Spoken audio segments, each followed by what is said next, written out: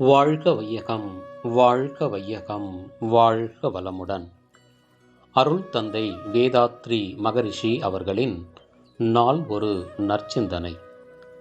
November மாதம் 21ஆம் தேதி. தலைப்பு: முன்பின் பிறவிகள்.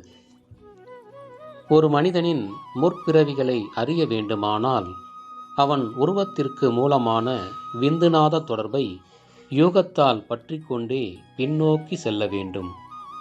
அந்த தொடர்பு பல்லாயிரக்கணக்கான உருவ வேறுபாடுகளுடைய ஜீவராசிகளாக காட்சியளிக்கும். அத்தனை ஜீவராசிகளின் உடலியக்கம், அறிவியக்கம் இவைகளை அடக்கமாக பெற்றவனே ஒவ்வொரு மனிதனும்.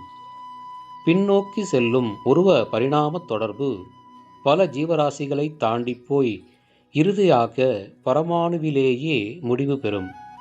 அங்கிருந்து முன்னோக்கி பார்த்தால் எல்லா ஜீவராசிகளும் தோற்ற பொருள்களும் ஒரே மூலத்தை அடிப்படையாக கொண்டு விரிந்து பிரிந்து தொடர்ந்து இயங்கும் ஒரு அகண்ட பேரியக்கம் அறிவுக்கு காட்சியாகும். ஒரு மனிதனின் பின்பிறவிகளை அறிய வேண்டுமானால் அவை அவன் விந்துவின் மூலம் தோன்றும் மக்களும் அம்மக்களின் மூலம் தொடர்ந்து தோன்றும் மக்களுமேயாவார்.